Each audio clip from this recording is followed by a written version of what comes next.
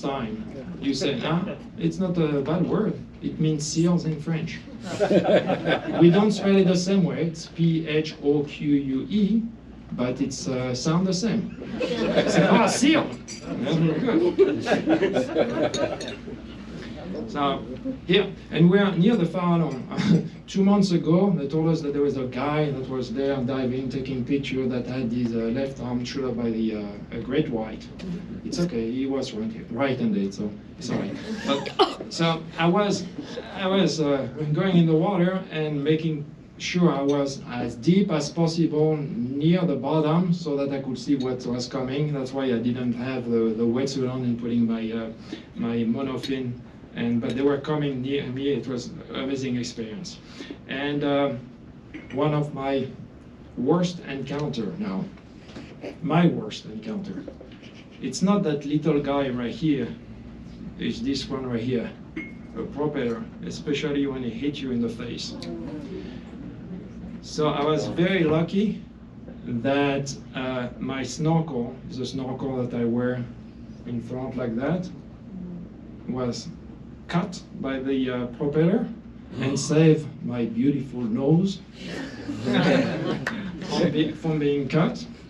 But we were, if I had been cut, we were too far away to go near any type of doctors with the proper equipment to do anything. So I don't know how it happened. Especially, I don't know if you have that reaction, but when something comes toward you, you put your hand to protect yourself. It's exactly what I did. I put my hand. I'm so bad at catching stuff, so I put my hand and it missed the... I don't know, I was so lucky that day. And one of my best encounter when I arrived was, with my kid. That is Max, a little longer, right? And Anna, they did the last 200 yards when I arrived in San Francisco with me. And just a quick story, my wife wasn't too keen about having them swim, and I said, that's okay, I give them a wetsuit, they will be okay. And then we arrived, and then somebody told me, hey Ben, did you know it's right under the Golden Gate Bridge, you had 2 sharks? Don't tell my wife, okay?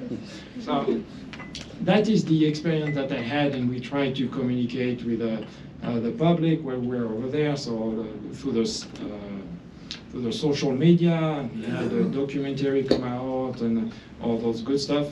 And but for me it doesn't stop here. For me, what I want to keep on going is to go into areas that we all think it's pristine, and like for example the Galapagos or Cocos Island.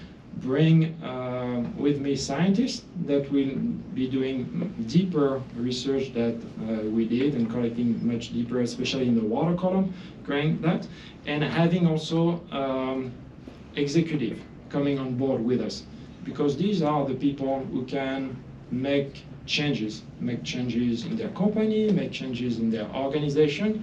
But once you are sensitized and once you are living that experience that I lived, then I think it's very powerful to make the change around yourself. So that's the next step, hopefully, that will happen. And that's the end of the presentation. But before I finish, I would like to do one more thing. We are all here and working on expedition, and we all have the difficulty of making it happen. And sometimes you meet people that are amazing because they are there for you, they are going to support you, they bring whatever knowledge, asset that they have. And I would like to thank Ben, because he was the person that made it possible, because of his knowledge of the ocean, of sailing, because of his willingness to have dirty hands, to spend so many hours on the boat and support us and be co-sponsor of the expedition. So without him, we would not have done it for sure this way anyway. So thank you very much, Ben. And the last thing, I need to give you the flag, since you are going to go back to ICAD. And when you receive the flag, they said, well, make sure, you're proper with it. We want to reuse it in other expeditions, so you need to make sure it's nice and you don't leave it on the boat. So that's the flag. That's our flag that we have. Of course, we replace it once we arrive in San Francisco, but tell you how harsh the elements are when you spend, month at a time in the ocean. So the flag is not like that. Yeah. Okay. So that's the flag. Oh, shit. Max, that's your underwear. Give me the flag.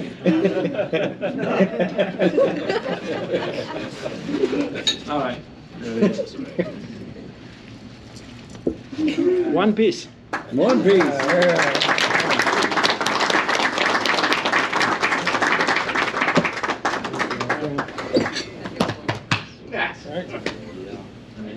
So we'll return this to New York with, there's the flag report that y'all can see on your desk, and these are spares. They're all screwed up and fresh off the print. So if anybody wants to take one home, we're going to turn it in digitally and a copy. So Ben and I just finished that a week ago. Printed it at my old office and moved to the copy machine. And so we'll return this, or I'll return this. I guess I'm going to be the one who returns this to New York and for ECAT and the report. How many calories did you burn a day? It's around 8,000. So the good thing is that I had a doctor on board who was taking all the vitals and checking on my fat.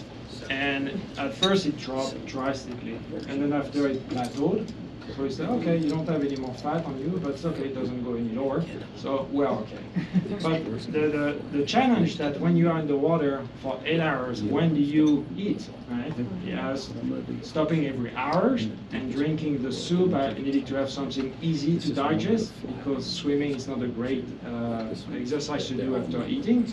And so I wasn't taking a lot of calories during the swim. I was taking a lot at night, in the morning, but also throughout the night. Every time I was waking up, very often, I was just going over there and eating to try to put as much calorie as possible. What kind of things are you eating? Anything. You are not, anything. Doesn't matter, not like a high calorie, like bars. Well, bars, but I don't eat sugar. I stay away from sugar. I don't want those insulin spike and then feel high and low and low. Let's keep it steady. So it was a lot of fat, a lot of pre-made meal that we had, just to put water in, and that was easy. But yeah, anything. I wasn't picky, just hungry. So after losing so many calories and then eating, did you get sick? No. I didn't have any problem. Throughout the swim, the only big thing that I had, one time I had an ear infection, but it took me about a good 10 days to be used to rocking. I was seasick the first 10 days. So you eat, you feel seasick. I was feeling much better in the water. When I was in the water, I wasn't seasick at all. Coming back on the boat, I was seasick. It took about 10 days for my body to adapt, and after I was okay with it. What was the water temperature, or did it vary? What was it? Yeah, so it varies. It was, the highest was in the low 80s. The lowest was in the low 60s, high 50s. I mean, if you were closer to Japan, was it colder, or San Francisco? I swam there, it's low 60s there in San Francisco Bay. Right.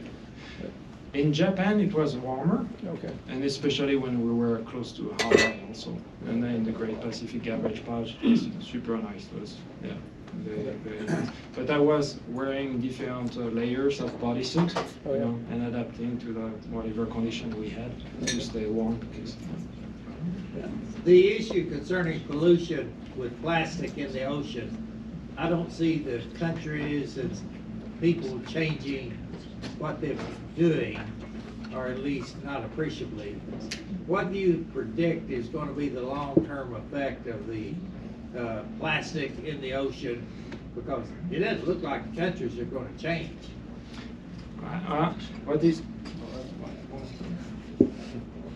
I think what is even scarier than that is what the effect that plastic has on us, because right now I'm just starting as far as doing research, but you find, and has been found, microfibers in human blood, in the lungs. It is starting to know that it has an impact on the endocrine system. There's some study that suggests that there is a reason for certain type of cancer because we are ingesting plastic. So I think once we have more information on the negative effect that it has on human, that's when everybody will start doing something else. Until now, you know, it's in the ocean, nobody is there, who cares? But you have countries that are much more proactive than others. You have countries that ban single-use plastic. That is already, if you go to a lot of European countries, you cannot have what you would have around the US, and you have Asian country that is, okay, the ocean is our trash. So plastic and the pollution with plastic is the global issue, but it will require local activation, local solution. Because plastic is a good thing when you think of it too. I mean, plastic, you know, when you wrap a fruit or when you wrap food in plastic, it's going to extend the shelf life of the fruit, the food. And when you go into a third world country, that's what they need. I mean, and we do too. If we don't have the way to extend the shelf life, I don't know if we can sustain our consumption level of food and how it happened now. So it's a very complex. You know, I was just swimming. Yeah. I have a question that you may not actually have the answer to, but how do they control for a horizontal orientation versus reduced gravity on the effect of your heart, your left ventricle? Or can you repeat, please? How do they so you are Yeah. horizontal in the water for 8 hours a day. Right. How do they control for the effect of being horizontal versus the reduced gravity? I don't think they took that in consideration. They took into consideration the fact that I was in low gravity, 8 hours, that when I was on the boat, I was sleeping, so I was also laying, and yeah, they took out that assumption. Yeah. It's not a clear comparison between what an astronaut would experience and what I experienced, but it was the closest one they had on land for a long period of time so that they could study how my heart was going to adapt to that situation. The other thing that they did also, it's a bone density. So before I left and after, so I never lost any bone density on my arms, but I lost 20% on my ankles. Yeah, I was walking maybe at the most 300 yards per day. That's at the most, you know, going from my bunk to it out, and that's it. Otherwise, I was always laying. Yeah. How did you select your team? It seems like you have quite some varied skill sets on a smaller boat, so how did you select what you wanted on your team? Yeah, so for us, what was super important is to have people who were very motivated about what we were doing. So none of the crew members, except 2 in the first leg of the swim, were paid. So the first 2 that were paid, it's because of, through Discovery, they had 2 cameramen on board, so they were the only paid. Otherwise, all the others were recruited online, and we asked them to submit resumes and a letter of motivation, why they thought they wanted to be part of the expedition, and we had like hundreds of replies.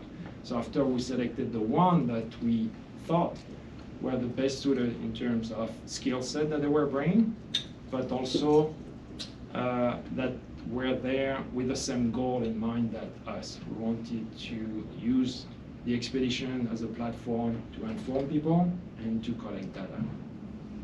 Yeah. So volunteer, when you take that money out of the equation, and you know, a lot of them, okay, I'm not interested. It stays only the true people who are interested in doing it. make a good point about the problem with plastic wrap. And when people think about recycling plastic, they usually think about a bottle and stuff like that. But people ignore it. I was in the Greenpeace gift shop in San Francisco, and there were all the posters and all the things about recycling, and every single gift was wrapped in plastic.